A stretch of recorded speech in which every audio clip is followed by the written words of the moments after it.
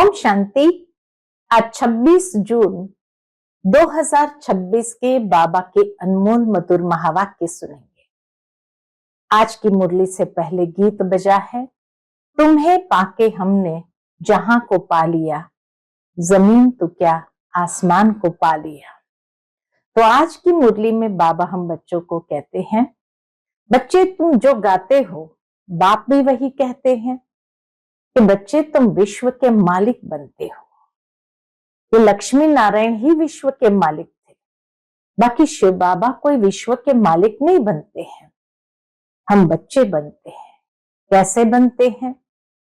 तो बाबा कहते हैं, शिव बाबा आते हैं, निष्काम सेवा करके तुम बच्चों को योग्य बनाते हैं, ताकि तुम बच्चे जो भी कर्म करते हो उस कर्म का फल तुम्हें अवश्य मिलता है। और इसीलिए बच्चे श्रीमत के आधार पर जब कर्म करते हैं तो नई दुनिया के मालिक बनते हैं। शिव बाबा फिर परमधाम में जाकर के विश्राम करते हैं। बाबा जो कर्म करते हैं वो निष्काम कर्म है, निष्काम सेवा है। कोई कामना नहीं बाबा को। बाबा बच्चों के लिए ही नई दुनिया की स्थापना भी करते हैं और नई दुनिया में जाने के योग्य भी बनाते हैं। तो सुनते हैं आज के बाबा के अनमोल मधुर महावाक्य। ओम शांति। मीठे बच्चे, इस दुनिया में निष्काम सेवा केवल एक बाप ही करता है, बाकी तुम जो भी कर्म करते हो उसका फल अवश्य मिलता है। आज की मुरली से प्रश्न है, ड्रामा अनुसार कौन सी बात 100% सर्टन है जिसकी तुम बच्चों को खुशी है? उत्तर है, ड्रामा अनुसार ये सर्टन है कि नई राजधानी स्थापन होनी ही है। तुम बच्चों को खुशी है कि श्रीमत पर हम अपने लिए अपनी राजधानी स्थापन कर रहे हैं। इस पुरानी दुनिया का विनाश तो होना ही है। तुम बच्चे जितना पुरुषार्थ करेंगे उतना उच्च पद प्राप्त होगा। बाबा कहते, तुम बच्चे जितना पुरुषार्थ करेंगे उतना उच्च पद प्राप्त होगा। आज की मुरली से पहले गीत बजा है, तुम्हें पाके हमने जहां पा लिया। ओम शांति। जो बच्चे कहते हैं बाबा भी वही कहते हैं। बच्चे कहते हैं, क्या कहते हैं बच्चे? बाबा तुम्हें पाके हम स्वर्ग के मालिक बनते हैं। बाप भी कहते हैं, बच्चे मन मना भव। बात एक ही हो गई कि बच्चे तुम मुझे याद करो तो नई दुनिया के मालिक बनोगे। बच्चे कहते हैं, बाबा हमने आपको पा करके हम स्वर्ग के मालिक बनते हैं। तो बात तो एक ही हो गई। मनुष्य सब पूछेंगे कि ब्रह्मा कुमार कुमारियों को इस सत्संग में जाकर क्या मिलता है? कई लोग पूछते हैं ना कि ब्रह्मा कुमार कुमारियों को इस सत्संग में जाकर क्या मिलता है? तो ब्रह्मा कुमार कुमारियां कहते हैं, हम बाप दादा से विश्व के मालिक बनते हैं। विश्व का मालिक और कोई बन न सके। विश्व के मालिक ये लक्ष्मी नारायण ही है। शिव बाबा तो विश्व का मालिक हो नहीं सकता। तुम बच्चे विश्व के मालिक बनते हो। और बाबा कहते, शिव बाबा तो विश्व का मालिक हो नहीं सकता है, तुम बच्चे विश्व के मालिक बनते हो। तुम्हारा बाप विश्व का मालिक नहीं बनता है। ऐसी निष्काम सेवा करने वाला और कोई होता नहीं है। जिस तरह से शिव बाबा निष्काम सेवा करते हैं, ऐसी निष्काम सेवा करने वाला इस दुनिया में कोई होता नहीं। हर एक को अपनी सेवा का फल जरूर मिलता है। भक्ति मार्ग में व किसी भी प्रकार से जो कोई कुछ भी करते हैं, सोशल वर्कर को भी सेवा का फल जरूर मिलता है, गवर्नमेंट से पगार मिलता है। बाप कहते हैं मैं ही एक निष्काम सेवा करता हूं, जो बच्चों को विश्व का मालिक बनाता हूं। बाबा की सबसे बड़ी सेवा है कि हम बच्चों को विश्व का मालिक बनाते हैं, और मैं नहीं बनता हूं। बाबा कहते बच्चों को बनाता हूं, मैं नहीं बनता हूं। बच्चों को सुखी करके सुखधाम का मालिक बनाए, 21 जन्मों का सुख दे। मैं अपने निर्वाण धाम में व वानप्रस्थ अवस्था में बैठ जाता हूं। शिव बाबा जाकर के निर्वाण धाम में वानप्रस्थ अवस्था में जाकर बैठ जाते हैं। वानप्रस्थ तो मूल वतन को ही कहेंगे। मनुष्य वानप्रस्थ लेते हैं, बच्चों को सब कुछ दे जाए, सत्संग आदि करते हैं, गुरु करते हैं कि यह मुक्ति का रास्ता बताए। अब तुम बच्चे जान गए हो कि मुक्ति, जीवन मुक्ति का रास्ता कोई मनुष्य मात्र कभी किसको बता ना सके। कोई मनुष्य के हाथ की बात नहीं है जो किसी को भी मुक्ति, जीवन मुक्ति का रास्ता बता सके। वे किसी को भी सदगति दे नहीं सकते, अपने को ही नहीं दे सकते हैं। अपने को दे तो फिर दूसरों को भी दे सके। बाबा कहते खुद को ही नहीं दे सकते तो दूसरों को कैसे देंगे। बाप आते ही है परम धाम से, वो वहां का रहने वाला है, तुम बच्चे भी वहां के रहने वाले हो। तुमको पार्ट बजाना है इस कर्म क्षेत्र पर। बाबा को भी एक बार यहाँ आना है तुम बच्चों के लिए, जबकि स्वर्ग की स्थापना हो रही है तो जरूर नरक का विनाश होना ही है। अभी तुम जान गए हो, क्या जान गए हैं? शिव बाबा ब्रह्मा द्वारा आदि सनातन देवी देवता धर्म की स्थापना कर रहे हैं। तुम जानते हो हम मनुष्य से देवता बन रहे हैं, फिर से हम मनुष्य से देवता बन रहे हैं, फिर से। तुम बच्चों की बुद्धि में है क्या है कि हर 5000 वर्ष बाद हम आकर फिर से ब्रह्मा द्वारा शिव बाबा के बच्चे बनते हैं वर्षा पाने के लिए। पतित पावन उनको कहा जाता है, नॉलेजफुल ज्ञान का सागर भी है। शिव बाबा नॉलेजफुल ज्ञान का सागर भी है। योग अर्थात याद सिखाते हैं, परंतु निराकार कैसे समझाएं, इसलिए कहते हैं ब्रह्मा द्वारा मनुष्य से देवता बनाता हूं, अर्थात देवी देवता धर्म की स्थापना कराता हूं। अब वह धर्म है नहीं, फिर बनाना पड़े। अब फिर से आदि सनातन देवी देवता धर्म स्थापन कर बाकी सबको मुक्ति धाम में ले जाता हूं। भारत प्राचीन खंड है, इसीलिए भारत की आदमशुमारी वास्तव में सबसे जास्ती होनी चाहिए। ऐसी बातें और कोई की बुद्धि में नहीं आती। भारत सबसे प्राचीन है, इसीलिए बाबा कहते भारत की आदमशुमारी वास्तव में सबसे जास्ती होनी चाहिए, लेकिन ऐसी बातें और कोई की बुद्धि में नहीं आती। आदि सनातन देवी देवता धर्म सबसे जास्ती बड़ा होना चाहिए। 5000 वर्ष से उनकी वृद्धि होती रहती है, बाकी और तो आते ही है 2500 वर्ष के बाद। इस्लामियों की आदमशुमारी कम होनी चाहिए, फिर थोड़े समय बाद बौद्ध धर्म वाले आते हैं तो उन्होंने थोड़ा फर्क होना चाहिए। इस्लामी बौद्धी आदि पहले सतो प्रधान है, फिर धीरे धीरे तमो प्रधान बनते हैं। यह भी हिसाब है। जो अनन्य समझदार बच्चे हैं उन्हों को ख्याल करना पड़े। बाबा कहे एक एक बात का विचार सागर मंथन करना पड़े। आजकल लिखते हैं चाइनीज सबसे ज्यादा है, वहां के लिए कहा जाता कि चाइनीज सबसे ज्यादा है, परंतु उन्हों को सृष्टि चक्र का ज्ञान तो है नहीं। ये सब राज तुम बच्चों की बुद्धि में है।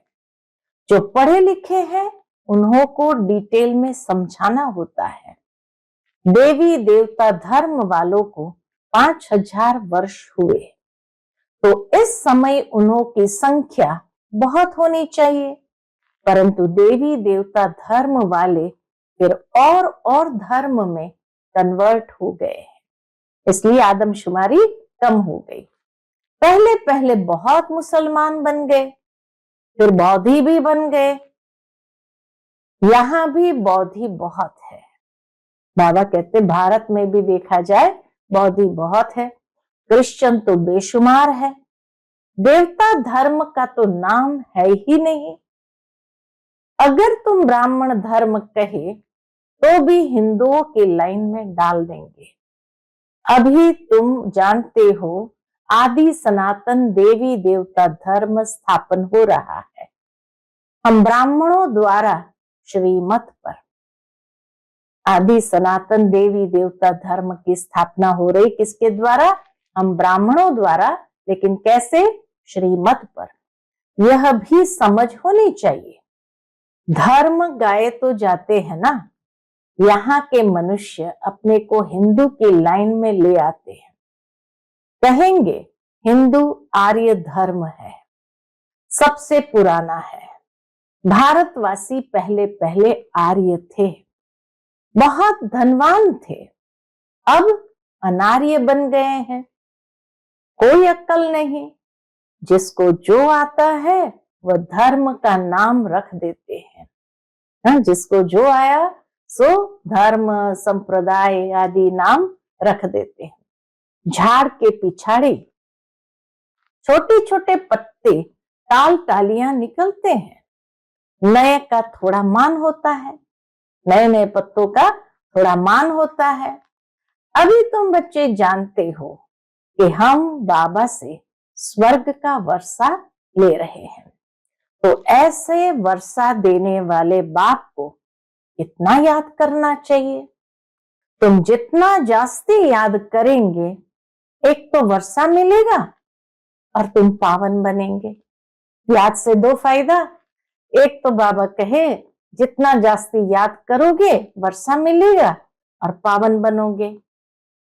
लौकिक बाप से तो धन का वर्षा मिलता है, साथ साथ फिर पतित बनने का भी वर्षा मिलता है। लौकिक बाप वह पारलौकिक बाप, और यह है बीच में अलौकिक बाप। इसको बीच में दोनों तरफ से जोड़ दिया जाता है, बीच में दोनों तरफ से जोड़ दिया जाता है। पारलौकिक में भी आता है, लौकिक में भी आता है, इसलिए कहा अलौकिक। शिव बाबा को तो कोई तकलीफ नहीं होती है, इनको कितनी गाली खानी पड़ती है, ब्रह्मा बाबा को कितनी गाली खानी पड़ती है। वास्तव में श्री कृष्ण को गाली नहीं मिलती है, बीच में फंसा है यह। कहते हैं ना, रास्ते चलते ब्राह्मण फंसा, गाली खाने के लिए यह फंसा है। ब्रह्मा बाबा गाली खाने के लिए फंसा है, अलौकिक बाप को ही सहन करना पड़ता है। यह किसको पता ही नहीं, कौन सी बात? कि शिव बाबा इनमें प्रवेश कर आए पतितों को पावन बनाते हैं, पवित्र बनने पर ही मार खाते हैं। बाप कहते हैं मैं आया हूं सबको वापस ले जाने। तुम जानते हो मौत सामने खड़ा है, विनाश तो जरूर चाहिए, विनाश बिगर सुख शांति कैसे हो। जब कोई लड़ाई आदि लगती है तो मनुष्य यज्ञ आदि रचते हैं। जब लड़ाई करते हैं तो यज्ञ आदि रचते हैं, लड़ाई बंद हो जाए। तुम ब्राह्मण कुल भूषण जानते हो विनाश तो जरूर होगा, नहीं तो स्वर्ग के गेट कैसे खुलेंगे। विनाश होगा तभी तो स्वर्ग के गेट खुलेंगे। सब स्वर्ग में तो नहीं आएंगे, जो पुरुषार्थ करेंगे वही चलेंगे, बाकी जाएंगे मुक्ति धाम में। ये किसको भी पता न होने के कारण कितना डरते हैं, विनाश से कितना डरते हैं, शांति के लिए कितना धक्का खाते हैं, कॉन्फ्रेंस करते रहते हैं। सिर्फ तुम ब्राह्मण ही जानते हो सुख धाम शांति धाम की कैसे स्थापना हो रही है। विनाश के सिवाय स्थापना हो न सके। तुम अभी त्रिकालदर्शी बने हो। तीसरा नेत्र ज्ञान का मिला है। वह तो कहते रहते हैं पीस कैसे हो, अर्थात कोई भी लड़े नहीं, शांति हो जाए, कोई भी लड़े नहीं। सभी कहते हैं वननेस हो, एकता हो, एक ही बाप की मत ले कि हम सब एक बाप के बच्चे, भाई भाई हैं, तो वननेस हो जाएंगी। जब ये हमारी स्मृति में आ जाएगा कि हम एक बाप के बच्चे, सब भाई भाई हैं और एक की मत पर ही हमें चलना है, तो जरूर एकता या वननेस हो जाएगी। एक बाप के बच्चे हैं तो आपस में लड़ना नहीं चाहिए। यह भी तो सतयुग में ही था, वहां कोई भी आपस में लड़ते नहीं, वह तो सतयुग की बात हो गई। यहाँ तो है ही कलयुग, बरोबर सतयुग में देवता थे, बाकी सब आत्माएं कहाँ थी पता नहीं पड़ता। बाकी बाबा कहे सतयुग में देवता थे तो बाकी सब आत्माएं कहाँ थी पता नहीं पड़ता। तुम अब समझते हो एक राज्य सिर्फ सतयुग में ही था, वहां सुख शांति सब था। ये सब बातें तुम्हारी बुद्धि में है, नंबरवार पुरुषार्थ अनुसार समझते हैं। क्या समझते हैं? बरोबर हम सतयुग में राज्य करते थे, बहुत सुख था, अद्वैत धर्म था। यह ज्ञान किसको है नहीं, ये चक्र का ज्ञान किसी को भी है नहीं। इस समय तुम नॉलेजफुल बनते हो, बाप तुमको आप समान बनाते हैं। जो बाप की महिमा वही तुमको बनना है, जो बाबा की महिमा है ऐसे ही महिमा योग्य हमें बनना है। सिर्फ एक महिमा हमारे साथ नहीं जुड़ सकती है। कौन सी? सिर्फ दिव्य दृष्टि की चाबी बाप के पास रहती है, वो हम ले नहीं सकते हैं। बाप ने बताया है भक्ति मार्ग में मुझे काम करना पड़ता है, जो जिसकी पूजा करते हैं मैं उनकी मनोकामना पूरी करता हूं। यहां भी दिव्य दृष्टि का पाठ चलता है, ज्ञान मार्ग में भी दिव्य दृष्टि का पाठ चलता है। कहते हैं ना, अर्जुन ने विनाश का साक्षात्कार किया, विनाश भी जरूर होना है, विष्णुपुरी भी जरूर स्थापन होनी है। बाप ने जैसे कल्प पहले समझाया था वैसे ही बैठ समझाते हैं। बाबा हमको मनुष्य से देवता बनाते हैं। जब देवता बनते हैं तो आसुरी सृष्टि का विनाश जरूर होगा। चारों तरफ हाहाकार मचना है, बुद्धि समझ सकती है नेचुरल कैलेमिटीज आनी है, मूसलधार बरसात भी होनी है। इन सब का विनाश हो जाए तब सतयुग की स्थापना हो। जब सब विनाश हो जाएगा तब बाबा कहते सतयुग की स्थापना होगी। 5 तत्वों की खाद भी मिल जाएगी, पांचों तत्व की खाद भी मिल जाएगी। इस धरती को खाद देखो कितनी मिलती है। बाप कहते इस रुद्र ज्ञान यज्ञ में ये सब स्वाहा हो जाएगा। भक्ति मार्ग में देखो रुद्र यज्ञ कैसे रचते हैं। छोटे छोटे शालिग्राम बहुत बनाकर पूजा करके फिर मिटा देते हैं, फिर रोज बनाते हैं, पूजा करते हैं, फिर तोड़ देते हैं। बाबा कहते जब यज्ञ करते हैं तो बहुत सारे शालिग्राम बनाते हैं, पूजा करते हैं, फिर तोड़ देते हैं। शिव बाबा के साथ जिन्होंने भी सर्विस की उन्हों का भी ये हाल करते हैं। अब सोचो, उन्हों का भी ये हाल करते। रावण की देखो, हर वर्ष एफिजी बनाए उनको जलाते हैं। दुश्मन की तो 1-2 बार एफिजी बनाए जलाते हैं। ऐसे नहीं कि वर्ष वर्ष जलाने का नियम रखते हैं, एक बार ही गुस्सा निकाल देंगे। रावण को तो हर वर्ष जलाते हैं। इनका अर्थ कोई समझते थोड़ी है। बाबा कहते इसका अर्थ भी कोई समझते थोड़ी है। फिर कहते हैं रावण ने सीता को चुराया। कुछ अर्थ नहीं समझते। फॉरेनर्स क्या समझेंगे? कुछ भी नहीं। दिन प्रतिदिन रावण को बड़ा बनाते जाते हैं, क्योंकि रावण बहुत दुख देने वाला है। अभी तुम इस पर जीत पाते हो, रावण पर जीत पाते हो, सतयुग में होगा ही नहीं। ऐसे जीत पाते जो सतयुग में उसका नामो निशान नहीं। यह जो कर्मों की भोगना, बीमारी आदि होती है, यह है रावण के कारण। रावण की प्रवेशता होने के कारण मनुष्य जो भी कर्म करते हैं वो विकर्म हो जाता है। सुख दुख का खेल बना हुआ है। यह हिस्ट्री ज्योग्राफी का किसको भी पता नहीं है। लक्ष्मी नारायण को ये राज्य कैसे मिला, इसको पता ही नहीं। तुम छोटे छोटे बच्चे समझाते हो।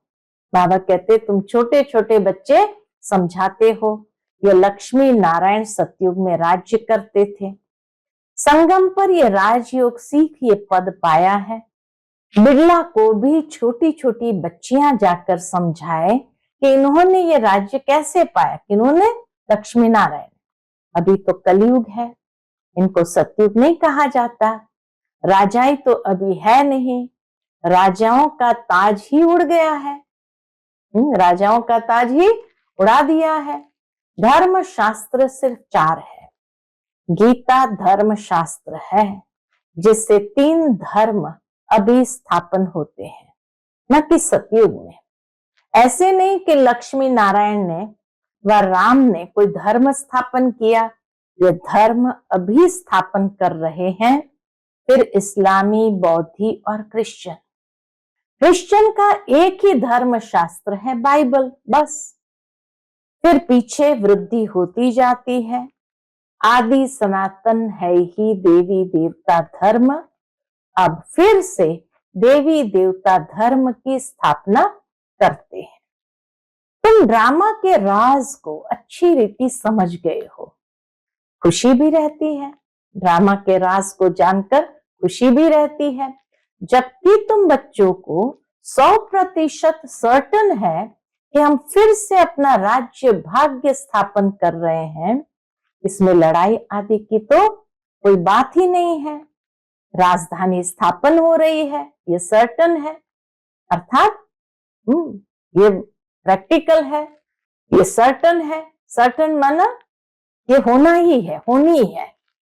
As certain as death, English में कहावत है एज सर्टन एज डेथ। उसका मतलब है कि जितना मौत आना ही है, ये 100% है ही है, ये होनी ही है। इसी तरह ये सर्टन है, ये होनी है कि राजधानी स्थापन होनी है। तो जितना मौत के प्रति हर एक जानता है कि एक न एक दिन होनी ही है, इसी तरह राजधानी भी स्थापन होनी ही है। तुम जानते हो हम फिर से राज्य भाग्य लेते हैं, कल्प कल्प बाप से वर्षा लेते हैं। जितना पुरुषार्थ करेंगे उतना ऊंच पद पाएंगे। बाबा कहते जितना पुरुषार्थ करेंगे उतना ऊंच पद पाएंगे। अच्छा, मीठे मीठे सिक्किलदे बच्चों प्रति माता पिता बाप दादा का याद प्यार और गुड मॉर्निंग। रूहानी बाप के रूहानी बच्चों को नमस्ते। हम सब रूहानी बच्चों की रूहानी माता पिता बाप दादा को याद प्यार, गुड मॉर्निंग और नमस्ते। नमस्ते, शुक्रिया बाबा, शुक्रिया। आज की मुरली से धारणा के लिए मुख्य सार है। पहली पॉइंट, जो बाप की महिमा है उस महिमा को स्वयं में लाना है। बाप समान महिमा योग्य बनना है। पारलौकिक बाप से पवित्रता का वर्षा लेना है। पवित्र बनने से ही स्वर्ग का वर्षा मिलेगा। दूसरी पॉइंट, श्रीमत पर अपने ही तन मन धन से एक आदि सनातन देवी देवता धर्म की स्थापना करनी है। आज का बाप दादा का मधुर वरदान हम बच्चों के प्रति है, पुराने संस्कार रूपी अस्थियों को संपूर्ण स्थिति के सागर में समाने वाले समान और संपूर्ण भव। पुराने संस्कार रूपी अस्थियों को संपूर्ण स्थिति के सागर में समाने वाले समान और संपूर्ण भव। बाप समान व संपूर्ण बनने के लिए सृष्टि की कयामत के पहले अपनी कमजोरियों और कमियों की कयामत करो। कोई भी उलझन का नाम निशान न रहे, ऐसा अपने को उज्जवल बनाओ।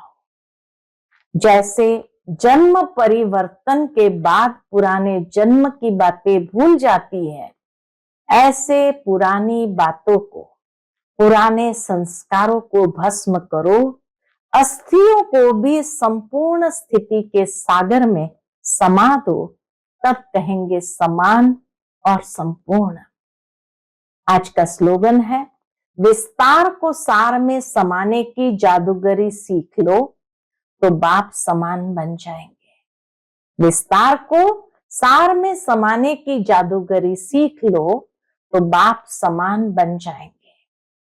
आज का व्यक्त इशारा है, सदा हर्षित रहने के लिए अपनी नेचर को सरल बनाओ, सहनशील बनो।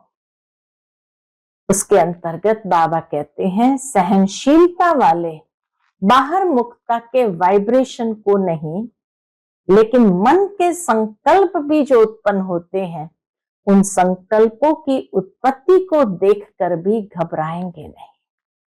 सहनशीलता वाले बाहर मुक्ता के वाइब्रेशन को ही नहीं, लेकिन मन के संकल्प भी जो उत्पन्न होते हैं, उन संकल्पों की उत्पत्ति को देखकर भी घबराएंगे नहीं।